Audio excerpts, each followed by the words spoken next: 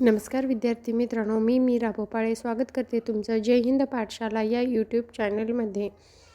आपण दररोज रात्री 9 वाजता मराठी व्याकरणाचा व्हिडिओ अपलोड करत असतो. तर आज आपण मराठी व्याकरणामध्ये वाक्प्रचार म्हणजे काय, त्याचबरोबर काही वाक्प्रचार जे की अयोग वारंवार विचारत असतं त्याचे अर्थ आणि त्याचा वाक्यात उपयोग पाहणार आहोत. चला तर मग सुरुवात करूया आजच्या व्हिडिओला. आता वाक्प्रचार पाहण्यापूर्वी वाक्प्रचार म्हणजे काय हे अगोदर आपण समजून घेऊ. वाक्प्रचार म्हणजे जेव्हा एखादा शब्दसमूह आपल्या मूळ शब्दशः अर्थाचा त्याग करून एका विशिष्ट किंवा लक्षणीय अर्थ व्यक्त करतो तेव्हा त्याला वाक्प्रचार म्हणतात. आणि वाक्प्रचारामुळे भाषेला सौंदर्य प्राप्त होते, ही गोष्ट मात्र लक्षात ठेवायची. आपण मांडत असलेले विचार अधिक प्रभावी व अर्थपूर्ण वाटतात जेव्हा आपण वाक्प्रचाराच्या संदर्भात बोलत असतो. मग आपल्याला याची काही वैशिष्ट्ये सांगता येतील का? तर हो, शब्दशः अर्थापेक्षा वेगळा अर्थ हे एक त्याचं वैशिष्ट्य आहे. त्याचबरोबर परिणामकारकता हे सुद्धा एक वैशिष्ट्य आहे. शब्दशः अर्थापेक्षा वेगळा अर्थ म्हणजे काय? तर वाक्प्रचाराचा अर्थ हा त्यातील शब्दाच्या स्वतंत्र अर्थावर अवलंबून नसतो, तर तो संपूर्ण शब्दसमूहाच्या एकत्रित अर्थावर अवलंबून असतो. आणि परिणामकारकता म्हणजे वाक्प्रचार वापरल्याने आपली जी भाषा असते ती अधिक वजन व म्हणजे परिस्थितीची तीव्रता अधिक चांगल्या प्रकारे समजवण्यासाठी परिणामकारक ठरत असते. आता आपण वाक्प्रचाराकडे वळूया. तत्पूर्वी जर तुम्ही आमच्या चॅनलवर नवीन असाल तर चॅनलला सबस्क्राईब करा आणि जास्तीत जास्त गरजू, मेहनती आणि जिद्दी विद्यार्थ्यांपर्यंत हा व्हिडिओ पोहोचवा. आणि व्हिडिओ आवडत असेल तर लाईक करायला मात्र विसरू नका. पहिला वाक्प्रचार आहे पायामल्ली करणे. म्हणजे काय? तर धुडकावणे, त्याला आपण पायामल्ली करणे असं म्हणतो.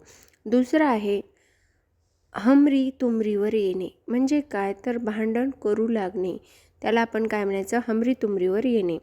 त्याचबरोबर आंधळा कारभार किंवा अंधाधुंदीचा कारभार, आंधळ्या कारभारालाच असं म्हणतात. त्यानंतर लष्कराच्या भाकरी भाजणे. म्हणजे काय? तर विनाकारण किंवा निष्कारण उठाठेवी करणे, त्याला म्हणायचं लष्कराच्या भाकरी भाजणे.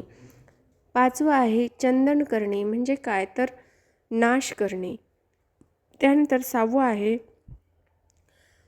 पसंगाला न पुसणे. म्हणजे काय? थोडीसुद्धा शिल्लक नसणे. त्यानंतर ढग धतुरा दाखविणे. म्हणजे काय? सोंगढोंग करून फसविणे. त्याचबरोबर आठवा आहे घोड्यावर बसून येणे, खूप घाई करणे.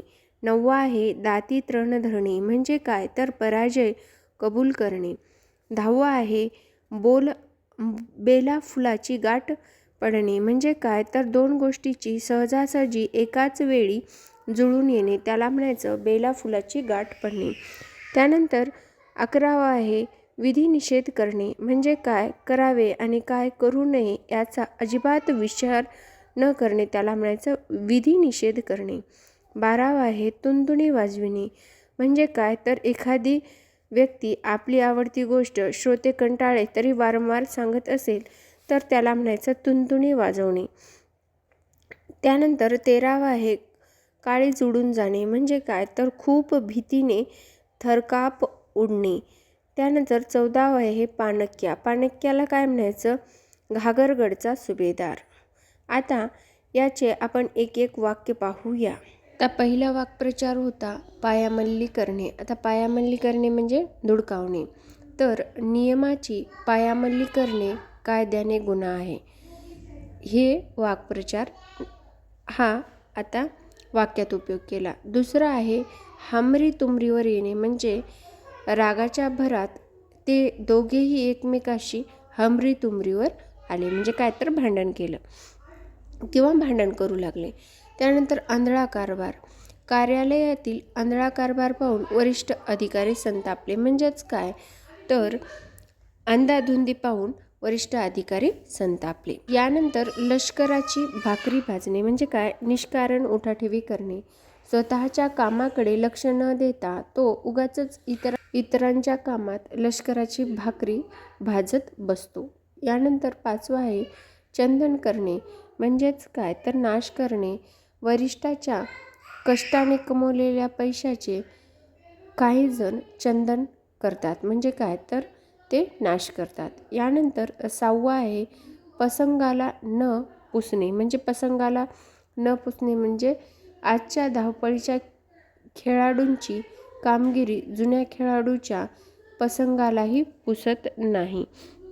म्हणजेच काय थोडीसुद्धा शिल्लक नसणे किंवा थोडीसुद्धा बराबरी नसणे.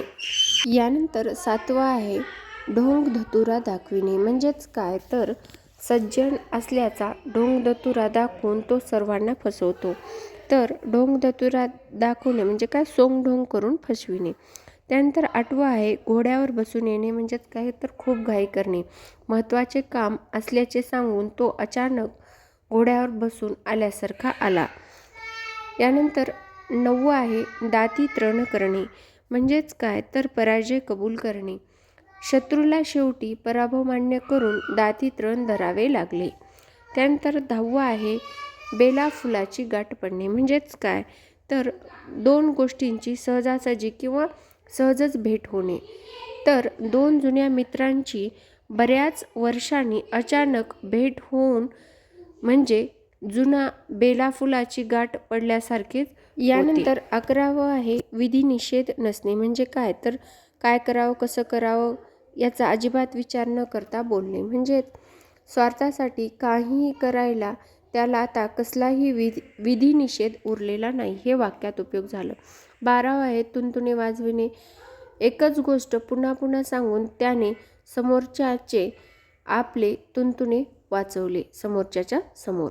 13वं आहे काळीज उडून जाणे. म्हणजे भर रस्त्यात झालेला तो अचानक अपघात पाहून माझे काळीज उडून गेले. म्हणजे काय तर खूप भीती वाटली.